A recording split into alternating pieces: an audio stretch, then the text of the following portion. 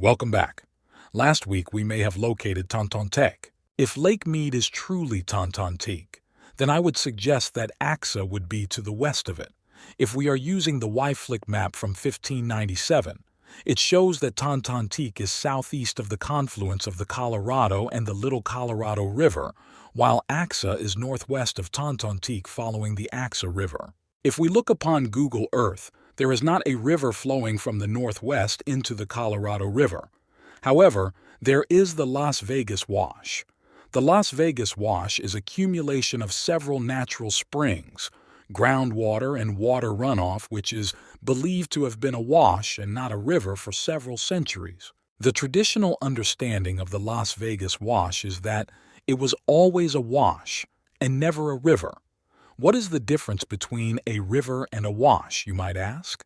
To simplify it to the Native Americans, it would be a difference of travel. Traditionally, rivers are used for travel, whereas washes are used more like a canal. However, we can also estimate that prior to the urbanization of Las Vegas, that rainfall, groundwater, water runoff, and natural spring water would have been much greater.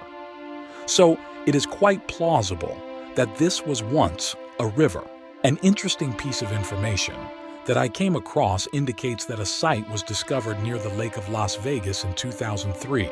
Archaeologists uncovered a pit house which has been associated with the Virgin Anasazi family and has been radiocarbon dated to 400 to 650 AD. The Virgin Anasazi are ancestors of the Pueblo tribes. The name refers to the fact that they lived near the Virgin River in Nevada, Utah, and Arizona. They disappeared from the archaeological record around 1300, along with the rest of the ancestral Puebloans. The Las Vegas Pit House dates back to the earliest known era of the Virgin Anasazi. That's one of the reasons the find is so significant. The home was built as a dome or cone covered with a roof of brush and earth. Fragments of poles used to support the structure have been found, as well as 2 fragments of a metate, a stone used to grind plant foods. Fragments of shell beads, which were used for ornamentation, as well as arrowheads, still sharp, have also been uncovered. Patricia Hicks, a colleague of the lead archaeologist, was quoted as saying, "This is probably not the only one that is here. You don't find these in isolation." Though the archaeological find is relatively new, very little additional information could be found about this site. But the area surrounding Las Vegas is covered with Native American sites, especially ancestral Puebloans sites. Black Mountain, which is located near Henderson, a suburb of Las Vegas, has evidence of prehistoric activity, including rock shelters and artifacts. Spring Mountain, which is directly west of Las Vegas, has archaeological sites with evidence of ancient Native American habitation. Hidden Valley, located in the Red Rock Canyon area, Hidden Valley has rock art and evidence of early human habitation. It includes petroglyphs created by the ancestral Puebloans. Petroglyph Canyon. This site is also in the Red Rock Canyon National Conservation Area. It features numerous petroglyphs, which are thought to have been created by the ancestral Puebloans. Pahrump Valley, south of Las Vegas, in Pahrump Valley, there are several archaeological sites that show evidence of early human occupation, including ancestral Puebloan sites. Mormon Well is located north of Las Vegas. This site has evidence of ancient habitation and is thought to be associated with the ancestral Puebloans or their predecessors, the basket makers.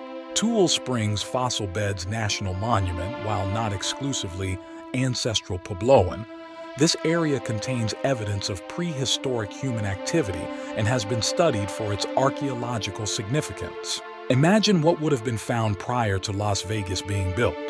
Or better yet, imagine what is still yet to be uncovered under the earth.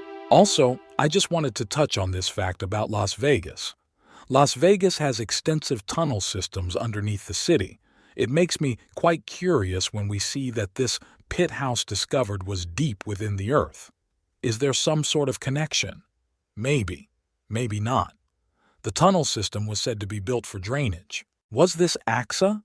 I do not believe we have enough information just yet to make that determination. This would be the logical choice if we were strictly using maps to determine the location of these cities' geography. As for myself, I question everything. For example, Tontonteac is placed in the southeastern side of the confluence of the Colorado and the Little Colorado rivers. By placing it north of the confluence, as we are suggesting by using the Lake Mead reference, we are not going strictly by the maps. Because I was questioning these things, I began studying the virgin riverways into the Colorado River for some guidance on the subject. And we need to be careful because obviously things have changed since the days of Coronado, which made me think that prior to the Hoover Dam, the Colorado probably flowed straight south where Lake Mead is today. So, my question is, where is the divide into these rivers? Was it the Little Colorado, or was it the Virgin River and Muddy River just north of Lake Mead? What is interesting is that these rivers look like a wishbone as the maps from the 1500s do. That would change a few things. But I think it would also bring more credence to my theory on saint-named cities. If we follow the Virgin River, we end up in St. George. Nevertheless, it is all extremely interesting. Tune in next week for confession number 2. Next week, I would like to review all that we have discussed and hopefully connect some dots. See you then.